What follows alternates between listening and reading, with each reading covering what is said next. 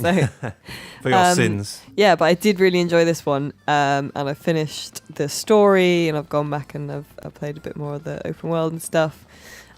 Story, because I know people will be interested to know this, but it took me about 30 hours.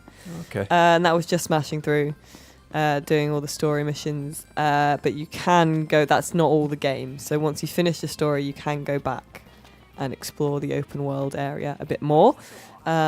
Which is really fun, surprisingly really fun. It's actually as well, I didn't realise it's only about half the game.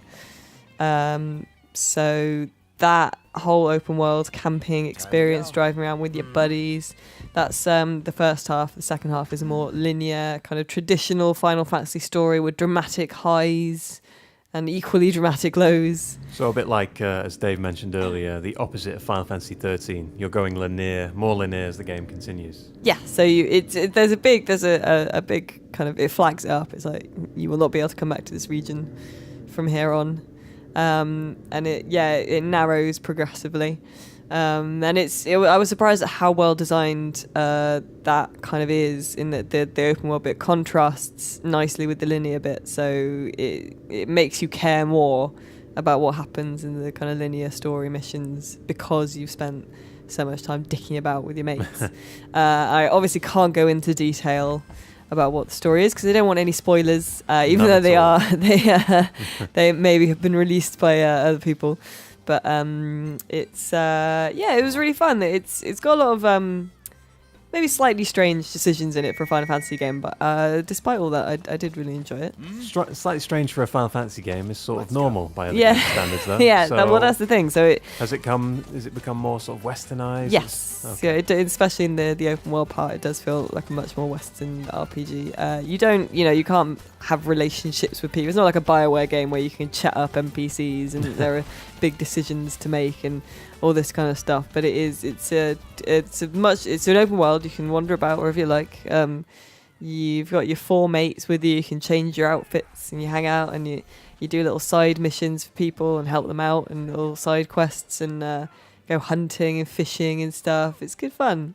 Now those the sort of background things like hunting and fishing, like the optional little asides, are they fun? They're as fun as you make them. You don't have to do them, which is a good thing. It doesn't impact on you really in any way if you don't do them. But they're kind of fun. Yeah, it's nice to sort of progress your character in that way. So what about the main gameplay, the driving around and the killing monsters? Is that as fun as it looks? It is really fun. I mean, the car is one of the things I like the least. I understand why they've done it the way they have, because it is it's sort of tied to part of the gameplay where it's much more dangerous at night and you have to check your like petrol levels and stuff. But the fast travel isn't that fast just because it's such a big open world that the load times are pretty big. So you can fast travel, but it may be easier to just sort of drive there. And is it fun to do the driving? Well, that's the thing. It's a bit of downtime. Like you can stop off on the way and all that kind of stuff, but they don't really chat to each other that much. You can listen to music and stuff, but it just feels long almost. But on the other hand, that kind of the whole exploration thing, it's fun. It's fun just kind of hanging out with your friends because they do feel like friends as well. So your main character Noctis is the prince, and he's on it's typical Final Fantasy kind of journey of redemption and that kind of thing. Coming of age and all that kind of stuff. Yeah, and he's hanging out with his 3 best mates, and they're just, journeying together.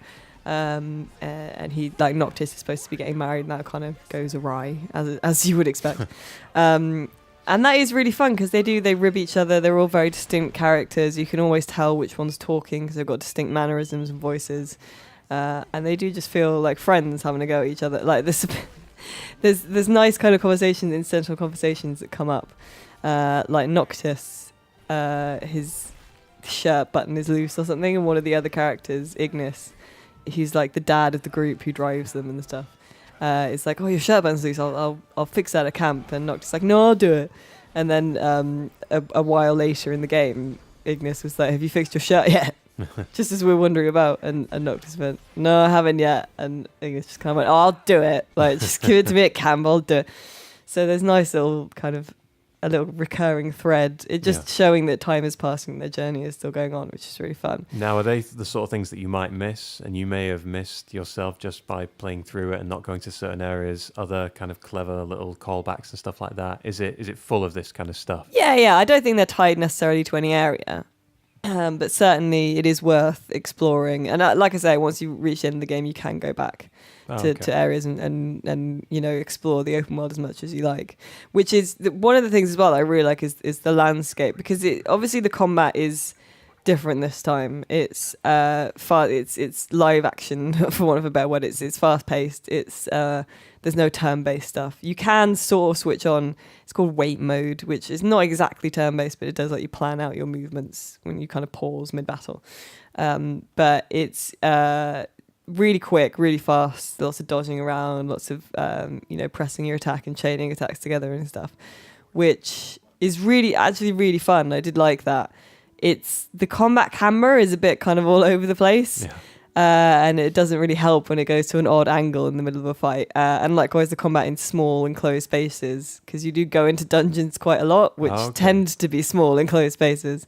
And combat in situations like that is actually quite difficult, because Noctis fighting is a lot about moving and warping around and getting behind enemies and stuff, which is hard. A lot of banging into walls that you couldn't see and stuff like that. Well, no, just banging into walls that are actually there. Yeah. And that's kind of was maybe a bit of a negative for me. Does it feel at all like a sort of hack and slasher, sort of DMC, Bayonetta? It does. It feels a bit, when I played the demo, it was a bit sort of chunkier, slower than all of that. I would say it's got more in common with that than traditional Final Fantasy combat, because it really does move pretty quickly.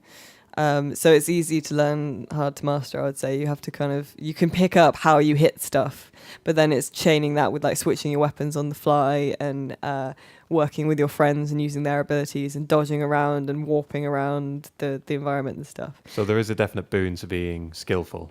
Yeah, we're just sort of getting the hang of it, really, I guess, and like exploring all the options you have, like using magic as well, using spells is really good. Yeah, that's to differentiate from just like, say, playing a certain area so much that you become incredibly powerful. Like, say, a player who's puts the time in to be skillful doesn't necessarily need to grind or to pick up the best gear or anything like that. I would say that you do need to check which gear you're using, because you can get gear that boosts different abilities, which is good for different characters, and the weapon you use definitely makes a difference, because as you progress further across the map and further into the game, it does get more difficult. The enemies do get bigger, and the fights in Final Fantasy style, some of them will go on for a long time, which is helps to maintain that feel of it being a Final Fantasy game, I think. But yeah, checking the weapons you're using and the gear you've got definitely helps, and leveling up your ascension points, which is the new level system, which is kind of like the sphere grid.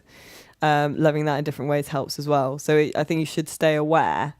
But it does, like I was saying, it feels, stuff like that makes it feel still like a Final Fantasy game. Like the environment, the world does feel, slightly fantastical. Slightly, it's kind of semi-modern, because they've got cars and they've got garages and they've got, like modern clothes, like Doc Marten boots, basically. But the landscape is really it's really interesting. There's, big overarching like spikes of rock that just arch over the road, and there's it looks like there have been like impacts from meteors and stuff that have shaped the landscape in different ways. And you can still see sort of spurs of rock in different places. And there's different types of landscape as well, which helps to keep it interesting. So you start off in a kind of desert area, and then you move west. You cover all of the terrains, do you? Snow and grasslands and all this. There's grasslands, there's swamps, there's kind of a marshy area, there's forests and stuff. So it does change up, it keeps it fresh. There's a really interesting volcano you can check out and stuff. So it with that, and with the the big long kind of epic battles, and the story with the cast of characters, it does feel very Final Fantasy in that way. But if what you liked about Final Fantasy is the turn-based combat, that's not there for you, unfortunately.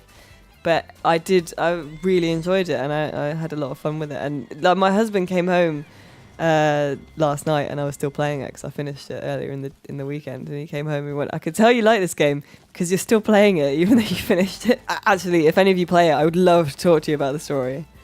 just as an open invite to anyone listening to this, just get in touch with me, because I desperately want to talk to people about it, and I'm not allowed yet. But definitely it's like, I can't say if it lives up to the promise of what Final Fantasy fans wanted, because I'm not a Final Fantasy fan, but it is definitely a good game with a lot of fun stuff in it to explore. And even though it has some little faults and little quirks and little odd choices, maybe, I still think it's really fun. And worthwhile for people who perhaps weren't big Final Fantasy fans before, as well as classic Final Fantasy fans. Yeah, I think so. It styles itself as a Final Fantasy for fans and first-timers. And I think it pretty much is, yeah. If you want to watch Video Gamer TV videos a day early, make sure you check out videogamer.com. Support us on Patreon and become a member of the Video Gamer Club to get some exclusive content. Just head to patreon.com